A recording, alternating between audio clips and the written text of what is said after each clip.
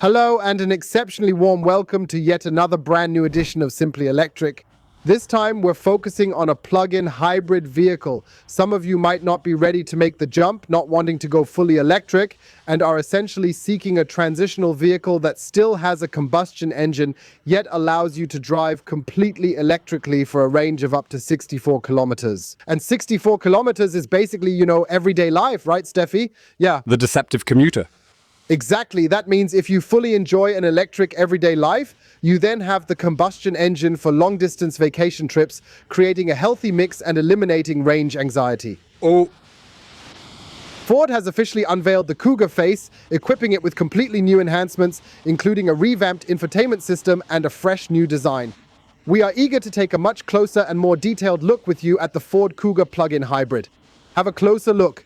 Before we get started, please check if you are part of the Alpa Electric community. If not, we'd be thrilled if you'd support us with a subscription. In return, you'll consistently receive the latest electric car videos. I'd be delighted to have you join us. Now let's get started with the Kuga as a plug-in hybrid. And as always, we begin from the outside, starting from the front. Let's take a look at the front section of the Kuga plug-in hybrid, which has been given a really nice facelift by Ford as part of their 2024 update. Got for free, and I believe it definitely shows, especially in the clear and crisp design here in the daytime running lights. It genuinely looks stylish, quite modern, and just fresh overall. Also here with the grille and the nice prominent Ford logo displayed right in the middle. So I strongly believe it makes a fresh and appealing impression. You're welcome to write in the comments if this facelift by Ford met your expectations. Let's walk around the car a bit and take a closer look. We have a small SUV. We really have a nice addition, in my opinion. Still maintains its compact dimensions, where we clearly find a balance between a vehicle perfectly suited for navigating through an urban environment while still providing plenty of space, making it ideal for embarking on longer journeys for the trip. And yes, we naturally need stylish rims for that, Stefan. Ford has once again provided quite a bit here with 19-inch 225/55 R19 in glossy black, high gloss polished. Looks pretty sleek, doesn't it? Slick. You can always recognize the plug-in hybrid by the charging port here. More on that later from the exterior. And of course, we don't have a 3-cylinder on board here, but a 4-cylinder combustion engine. 4. And with that, of course, a decent system output of over 200 horsepower. For the combustion engine, we obviously need a tank, which we have here as well. That means, again, the second fuel cap for the gasoline. Yes, and otherwise an attractive look, right? Surely. Ford never really drops the ball on that. It always looks so, how should I say, not too futuristic, not too old-fashioned, like a trendy middle ground, right? Speaking of hip, could you kindly take a closer look at the divided one for me, please? So it's getting crazier, folks, honestly. I know some of you are really fed up with always harping on the high flash wave, but now please take a look at this nub. It's not just any nub, it's actually a double-edged spike. That's quite literally the double one. It seems like a half couple that has come together, doesn't it? Right, like pair swimming, yeah. Why? Well, never mind. Nice rear spoiler. Here's the wiper. I would have preferred if the wiper were integrated into the rear spoiler. It would certainly look cleaner here. There's definitely a camera. I suspect it probably has a rear view camera, if not a full 360-degree system. And here we see a nice blend. I think it's probably still from LED technology with... I could imagine that there's probably still a little bulb behind it, right? What do you think? At first glance, I don't notice anything noticeable. He also has those 2 big fat exhaust pipes that we don't really like. Well, it's not fully electric. Yes, in essence, it's a plug-in hybrid. For that reason, Ford has made sure to clearly note it here for everyone to read. Let's talk about the technical specifications. We have a vehicle length of 4.04 meters. The width of the vehicle is 1.88 meters, and this measurement does not account for the side mirrors. The height is 1.68 meters. For the sake of comparison, my height is 1.80 meters. The distance between the wheels measures 2.71 meters. Here at the back is the fuel cap, where we fill the tank with 42.7 liters, and up front we have the charging port, where we have a 14.4 kilowatt-hour battery pack, which unfortunately only has single-phase charging at 3.6 liters.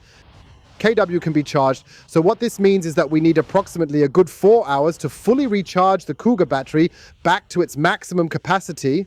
I would have wished for it to be three-phase 11 kilowatts because then we could have fully charged the battery in an hour and a half. It's really quite handy when you're out shopping downtown to quickly and efficiently recharge the plug-in hybrid vehicle. Yes, the new Kuga here in the facelifted model update now has 243 horsepower. The system output accelerates significantly faster, from 0 to 100 in 7.3 seconds instead of 9.3 seconds. And how all of this technically comes together, we'll be taking a closer look at that together now.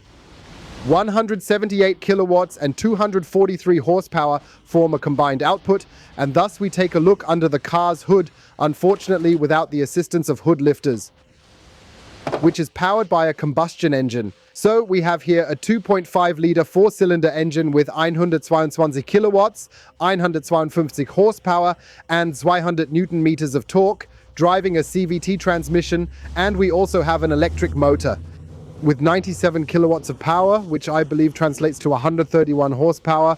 And judging by the specs, I guess it also has approximately 250 Newton meters of torque. This gives 178 kilowatts, 243 horsepower system power, 0 to 100 in 7.3 seconds, max speed of 200 kilometers per hour. That's solid. I would have liked hood fans here, right, Stefan? Definitely. In that way, you could easily move it up and down as opposed to using this stick here, which I last utilized in my old 1993 Golf. And now let's see how the Kuga sounds, shall we? We'll be starting in just 3, 2, 1. Let's get started now. We'll take a look underneath the second hood, which is located in the trunk of the Kuga plug-in hybrid. And here we have an expectation of 411 liters, which is about 30 liters less than the combustion engine, which is probably also a bit due to the battery technology. We have a double loading floor here, where at least we can fit the charging cable and some bits and pieces here and there. We have a nice and convenient 12-volt outlet on the side here. Additionally, we have the capability to fold down the 412 liters, which is spring-loaded. 60% on the driver's side, yet there's no dedicated pass-through for skis or a pass. Or 40, 20, 40, and 40%. Then on the passenger side, we have a total of over 1,400 liters of storage volume. So you can take quite a bit from that, right? Yeah. That's definitely decent. Certainly. And if the overhead compartment still isn't sufficient for your needs, you can also easily close the hatch electronically, can't you? Oh, that's nice. Let me guess what opens electrically. It closes, we see. And there's the potential to enhance it further with a roof load capacity of 75 kilograms up here, right behind this prominent double shark fin. To transport, and if that's still not enough, you can also add a trailer hitch, right, Stefan? Sure, both are included. What towing limit are we dealing with here? Braked up to 2.1 tons. That's definitely substantial, and that's exactly what we wish for in a fully electric world, to have a higher towing capacity. And of course, we also have a decent tongue weight here with 75 kilograms, so that we can also take a rear bike rack with, for example, electric bikes along. Outside, we've shown you everything. Let's head inside. We'll start with the window check. Here we have 2 discs beautifully connected with a film. That's really great, and I hope it gives us excellent interior noise reduction levels. Let's take a look at the door trim, what Ford has planned for us. On one hand, there's a soft plastic material that has been beautifully foamed underneath as well. Then we have a wood look here, which also looks chic. We've got the memory here. Function for the driver's seat here, everything nicely padded with soft plastic, with nice soft faux leather. That's really impressive. A Mac Explorer might also have been able to do it in that way, don't you think? Yes. So there, I think the Kuga feels a bit more refined in the door panel. Yeah. 4 window regulators, mirror adjustment, and a sound system. But down here, dear folks, it's entirely hard plastic, or as Stefan likes to say. Plastics. Yes, unfortunately, there's no carpet or felt in here, so everything that's in here rustles and clatters. I'd say let's go inside and take a look at the dashboard carrier. Inside, we are greeted by the newest generation of interior fixtures. I believe quite a lot of fascinating changes have happened here. Unfortunately, we have a heads-up display behind a screen here. To me, it feels somewhat old-fashioned. Retro. Projected through the glass, it simply looks perhaps a bit more stylish. We have an impressively large driver information display. That's honestly really, really great. We have a nice tactile multifunction steering wheel. which is not flattened at the top and bottom, but still round. Here, nicely with the padding, sporty with tactile buttons, a nice hubcap. I have to say that's really nicely done. And then we have a nice large, well, I think it's almost a 21:9 infotainment display here. Then featuring the very latest generation you can get here, where we will also be able to experience everything, can develop a fantastic route plan where you can effortlessly zoom in and out. It's handled with impressive smoothness and ease. It's really well done, Stefan. What do you think? Sure. And it zooms in smoothly as well. Additionally, we always have the home button to essentially take us back to where we originally were. And naturally, we also have Apple CarPlay and Android Auto available, which allows us to conduct an enjoyable sound check right here on the spot. Right, Stefan? Yes. Do we have the knob here? Yes. Adjust it, right? Of course. Want?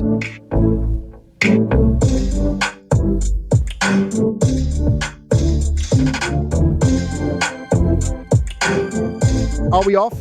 Our test subject has the active trim here. We don't have a special sound system marked here like a Bang & Olufsen or something like that.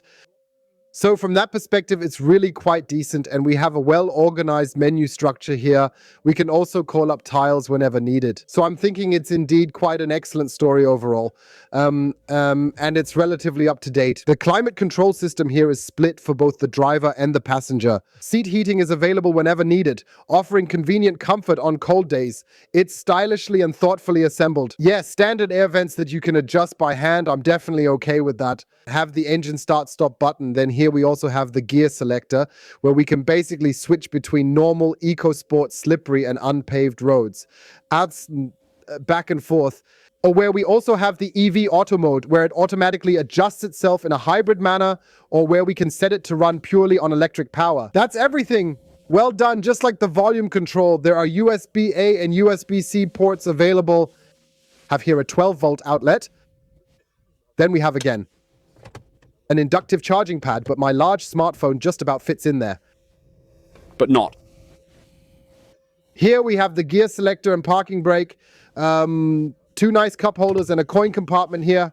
Here's another small area where you could store some odds and ends. An adjustable center armrest, which you can open with a compartment that goes even deeper inside. I'm not sure why it doesn't extend all the way to the front. I think it's a bit of a shame. Could have been designed a bit larger than it currently is. Taking a look through the page offers you another glimpse into more details of the design elements here, and also the center console that's nicely done here with some padding and faux leather. I really have to say Ford has added quality to the Kuga, right? Yeah, sure. Here with a microfiber fabric, looks nearly like an Alcantara. Good lumbar support, nice thigh support.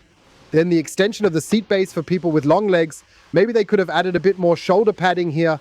And here we have a wonderfully padded headrest. Of course, there's a hard plastic behind it and also a really large glove compartment. Unfortunately, it's also not lined with fabric or felt. That's just a little too easy.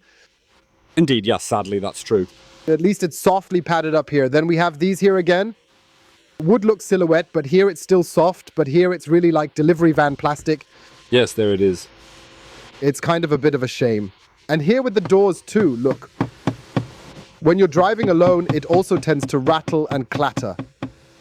So from that perspective, I don't know. What might be missing is a panoramic sunroof. Maybe that's available as an option. We have the active trim here, which is not the highest level, because we also want to say we don't always want to show you the most expensive cars, but also vehicles that are still within an affordable range. Although I've seen that a Kuga plug-in hybrid also starts at over 50,000. I think 52,000 at the base.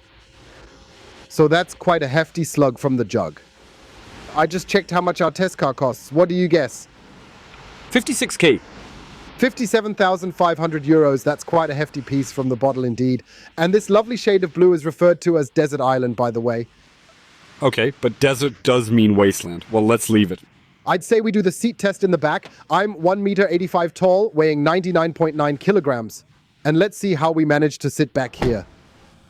I can sit quite comfortably back here, and I am able to adjust the inclination of the backrest to my liking. That's a nice story. If I just want to lie back comfortably here, then I position it backward. But if I need more space in the cargo area, I can just upright them. You gain some extra space in the trunk area, or if I prefer to sit more upright to read a book or newspaper, you can adjust it however you like. Padded armrest available here with integrated cup holders.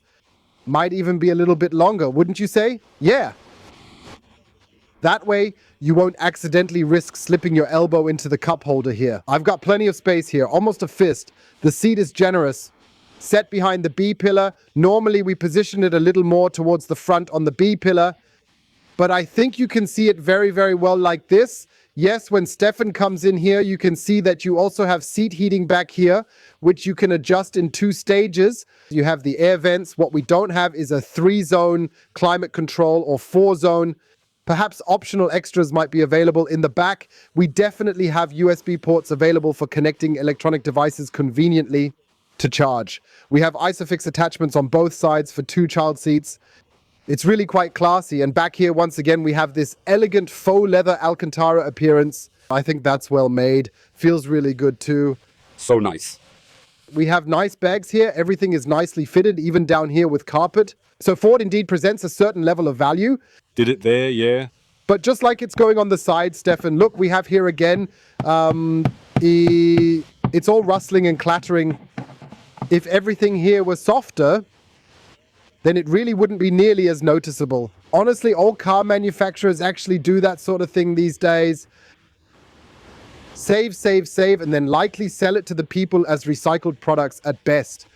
Sure. Well, Ford doesn't really do that. I'm not sure if there are any recycled materials here. Probably not. Otherwise, we would have surely read it in some press release. And what I also find a bit unfortunate is the light headliner. Well, it's nice and soft and it has a really high quality feel, but it could have been black, couldn't it? It would fit even better on the Active X. Fits nicely. I'm curious, what are your thoughts on the door panel? It's just like the front, really. However, up top, it's entirely hard plastic, not soft like in the front. So here in the front, take a look, please. It's soft and it foams a bit, whereas back here, it's just hard and rigid plastic. Got it! As if the people in the back seats are less valuable than those in the front. That's really mean now.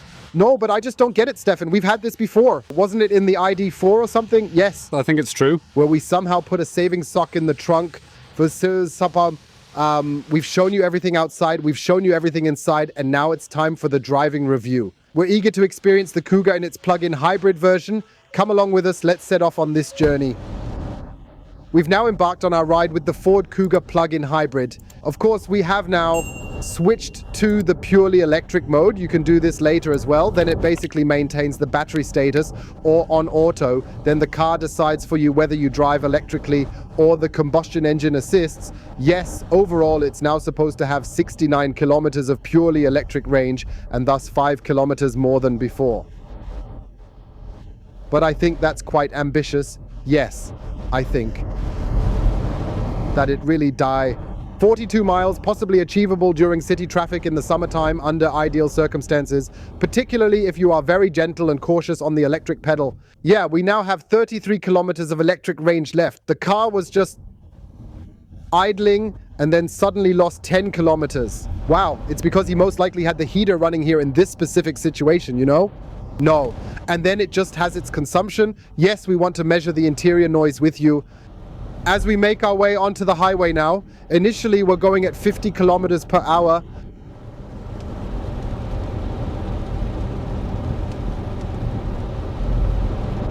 (61, 62 decibels. That's kind of similar to, for instance, a VW ID3. We recorded close values for that one as well, yet it's not quite the best value, is it? Yeah, not really.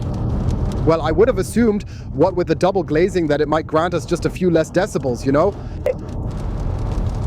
Let's go ahead and get moving immediately, now accelerating up to 70 kilometers per hour.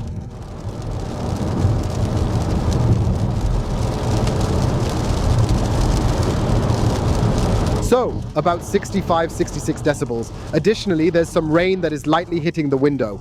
So from that perspective, I think it's also hard to measure, and let's accelerate to 900 kilometers per hour. And we're seeing 70 to 71 decibels in that range. So in my opinion, those are indeed solid values, though they are not quite the top-notch ones. We've now activated the adaptive cruise control system, and in addition, we're also utilizing the lane keeping assistant along with the steering assistance feature here for your benefit. This system truly offers excellent semi-autonomous support here in the Ford Kuga, enhancing our driving experience. That means you see it holds very, very well even in this slight curve. The middle of the lane, and I have to say the head-up display here in the windshield is really high resolution and well presented. So nice, yeah. Even though the disc appears somewhat medieval, it definitely serves a clear and specific purpose. Used. Yeah, otherwise I do believe it's a system designed to provide us with reliable and solid support.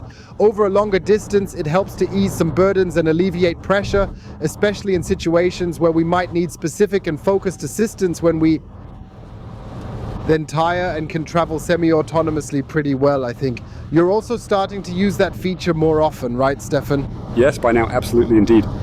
At first, you were an advocate for it, right? Exactly. You didn't like it at all, but the more trust you build with it, the more pleasant it becomes. Yes, exactly. It's sort of a matter of getting used to, isn't it? Exactly, and that might also be the opportunity to put habit aside for once. Let's really step on it and bring the combustion engine into play, accelerate all the way through. With the 243 horsepower, we're driving here at 160 kilometers per hour, 170 kilometers per hour. The top speed is supposed to be 200, so let's see if the Kuga plug-in hybrid can make it. It can, right? Yes, no problem.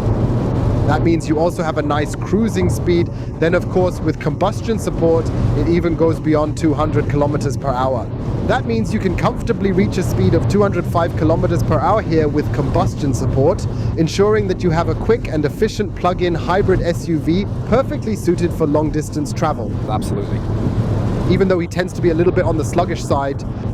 Well, it's not exactly a sports machine. However, to be fair, it should really be pointed out that as a purely combustion engine, it actually produces 150 horsepower.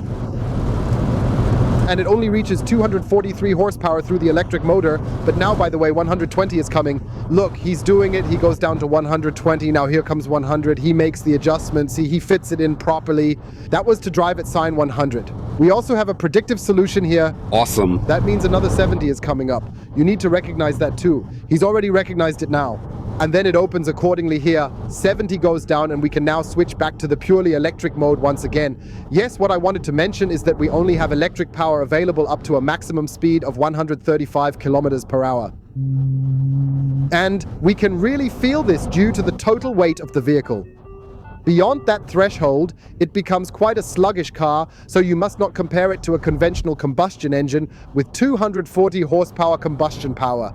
In all honesty, one really has to say, right? And that's just my particular issue with it. What I generally find with plug-in hybrids is that although they manage to bridge two distinct worlds, the electric and the combustion engine, yes, however, when we're on a fast highway stretch, then we're just lacking power at the top end. So then we have two worlds where one can't perfectly align with the other anymore. Not sure? No. So just think of it more as a cruiser rather than any powerful 243 horsepower roboty car. Honestly, that's simply how it is. Many opt for the Ford Kuga for city driving due to its impressive 11.40 meter turning circle, providing excellent maneuverability. This feature is especially useful in tight parking spots, allowing smooth turns and reliable vehicle control. We definitely want to demonstrate how to smoothly reverse park with the Kuga, providing you with tips and tricks along the way. Let's take a look at what kind of assistance we have on board. We definitely have a rear view camera, which will help make maneuvering significantly easier. This means we can very nicely utilize the guidelines here right next to the Audi, which honestly isn't parked properly in the space. But we're really driving into the gap here, then just park accordingly and actually have a decent overview there. That's been nicely made quite large as well. We can switch back and forth around here correspondingly when it goes out. That we then also have a look at different perspectives here in order to see how it appears over there, right? Yes. So that's actually quite well done, absolutely. But if we drive forward now, then we have no support from the front camera. All right, then that's simply perfectly fine. What? Or does anything show forward? No, not that. Doesn't matter. Well, we kind of have a side view here, but not a complete 360-degree camera system, right? Huh. Bit of a shame, we can only turn it off, right? In city traffic, urban spaces, and overland, you can excellently, in my view, drive just with the electric motor, right? Yes, it always has plenty of torque, plenty of power, and feels stronger than the 97 kilowatts, right? Correct. Exactly. So what we're going to do now is return to the highway and check if it is capable of reaching its full speed of 130 kilometers per hour just using electric power. Before we do that, we can discuss the driving comfort again, because I think we have a very, very stable construction here, right? It's firm yet comfortable with virtually no wobble or rocking at all here. in this vehicle. Naturally, there's a clever system aboard that allows comparison with other cars, humorously named Stefan's highly sensitive batometer seat. How's it shaping up today? So I really like the seats. I even discovered something earlier. AGR is written here on the seat.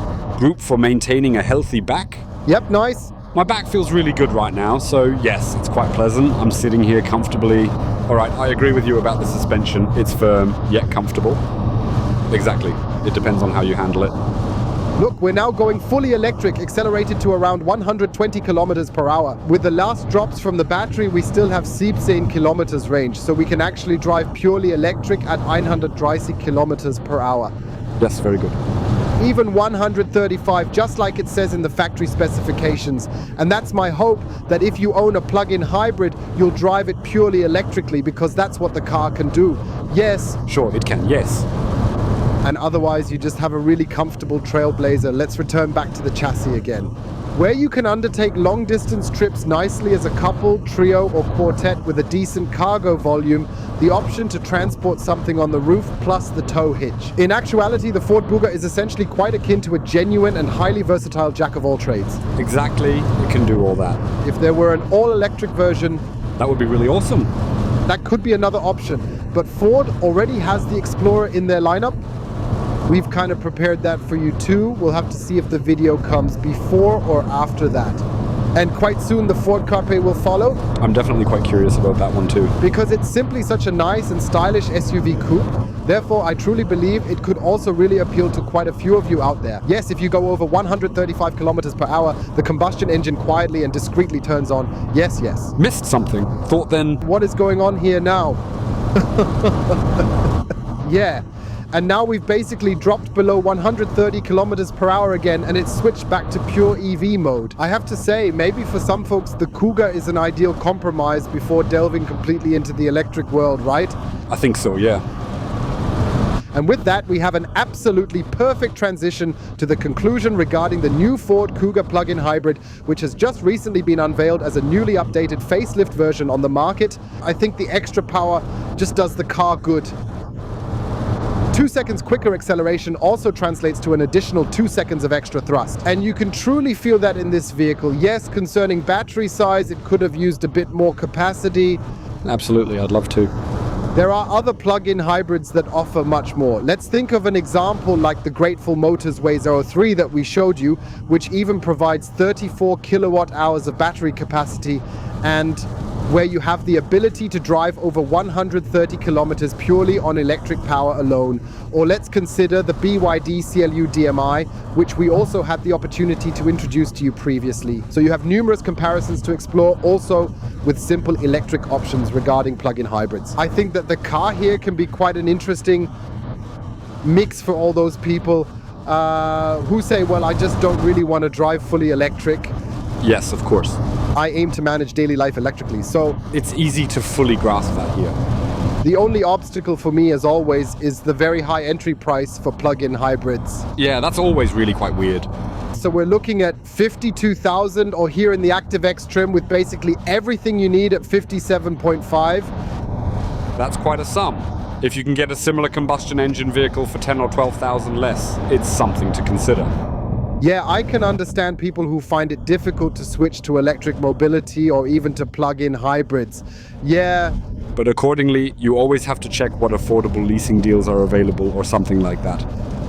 Exactly, you should check with your chosen Ford partner to see if you have the opportunity to test drive the new Kuga plug-in hybrid and see if there might be an interesting leasing rate or financing condition for you. Because then the gross list prices usually get offset as well, because I think it could be an exciting plug-in hybrid for all those who like Ford and are looking for a car with a good balance combined with modern technology. So in my opinion, the Kuga is certainly a car that deserves your attention and consideration. You can check it out, yes.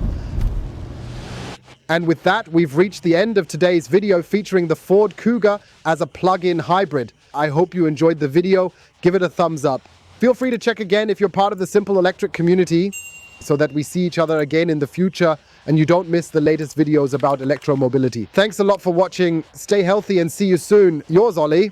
Hey, Stefan, by the way, there's the Explorer. That's the one we filmed, right? Indeed, that's the one we did film. So if you're looking for a fully electric SUV, definitely check out our video on the Explorer as an alternative to the Kuga. Perhaps that might also be yet another alternative for you.